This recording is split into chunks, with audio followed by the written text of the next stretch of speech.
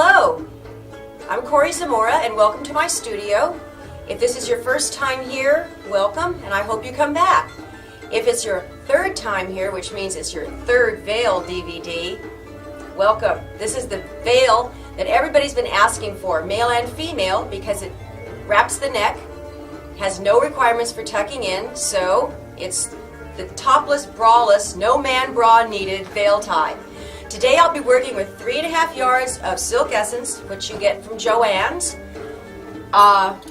4 Zildjian symbols, and as I always say, if you do not play Zills in your style, join along with us. And we're going to be working today with Jim Karagosian's Eastern Gatherings, and I will be selling this CD on my site along with the DVDs. Jim Karagosian is a local Qanun artist. He works with a band named Mirage. This is a solo effort, and we'll be using his rumba bolero and his shifted telly today. The scarf tie is the third in difficulty. There are 6 ties used in the studio, and we will be doing all of them, each with their own little boxed unit. I really like this tie because it's so versatile. I'll be showing you 2 different ways to come out of it today. So, let's get our veils, our zills if we use them, and get ready to learn. Okay, as always, there are a few steps we do in veil that are not used in other sections of the dance. If this is your first time with us, please review these with us. If you've been with us before, take a little break. Or go review also. Who knows how long it's been since you've watched the last volume. The first basic step is the rumba bolero, the cross step. It's a cross with a teeter-totter with a deep ballroom knee feel to it. So if you've been watching Dancing with the Stars, that deep knee that you get in the Latin. Cross, teeter-totter, cross, weight to the outside, weight back to the middle. Deep knee, teeter-totter, deep knee, teeter-totter. Good. Now, let's do the single crossovers. Remember to pivot the back foot as the front one comes forward. This is really nice, dramatic effect. Pivot, cross pivot, cross pivot, cross pivot. Excellent. And just for reference, we'll back up with an Arabic. Now, the one-sided hip circle. If you remember correctly, we paw the ground and the hip comes up and over. Paw the ground, up and over. Up and over. Up and over. Up and over. Up and over. Good. Okay, now we are going to get our veils, and I'm going to show you how to put it on.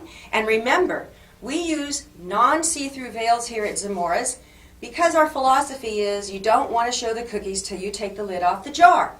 So if you're doing a 3 to 5 minute veil section and you can already see yourself through the veil, I don't find much of a point in that. So the veil being solid, we can reveal and unveil as we feel it, as we want to present it to the watcher or to our souls as we perform. Okay, I'm going to go get the veil and we'll show you how to put it on.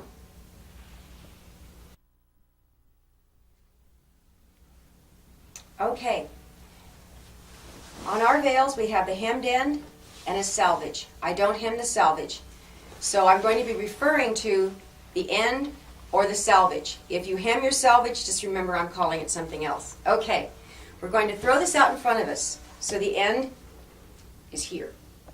One of my students used to call this rolling out the red carpet. I'm going to take this and put it around and put these 2 corners in the center of the back of your dance belt. It's very important that these be in the center of the back. Now I have a leotard on. I always teach in a leotard so you can see what I'm doing. And they are up the leg holes. All the way around, so it's a tight line. We're going to bring the body of the veil up and put it over the left shoulder. You want enough in the front only that the V of your dance belt shows. So the bulk of the fabric is going to be in the back. So we've got it arranged nicely in the front. This is your right edge. Please take the right edge. See how I'm following this edge around my neck. This is still the right edge. Panel, this is still the right edge. It is now the right edge, but in the back. Now it's very important. Even though this is tucked in the back, it's going to end up being in the front. Take these 2 corners, put your hands inside here, and tuck these in the middle of the front. Very important. Don't just jam them in the sides because you won't be able to find them later. Okay, adjust so you have a nice look. And if you're a female, tuck this here and here. And this is the beauty of it for all of the male dancers. And this goes out to Chris in Vermont and Zorba in Monterey. And I'd like to say a big hello to Miss Gail in Atlanta, who has sent me several emails asking about this tie. Thank you. Here we are finally. Okay, put your cymbals on if you use them. If not, hang tight while we put ours on, and I'm going to take you step by step through the pullout. Before I start the pullout, I'm going to go through the fingering one more time. I didn't do this very well on the bib tie, which was the first volume, so I got yelled at. I fixed it on the Roman, but I want to go over it again, and I'll do it every single time we do veil, I promise. This is how I use my hands. As you can see, my index fingers go close to the zill finger, the middle finger. So when I use the veil, I use my fingers on top of the zill.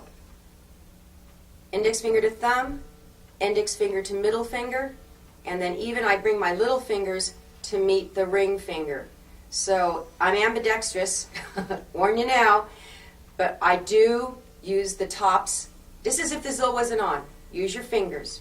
Okay, the first pull out, get your right index finger out. Remember, you've been through an opening, which is usually 3 to 3.5 minutes.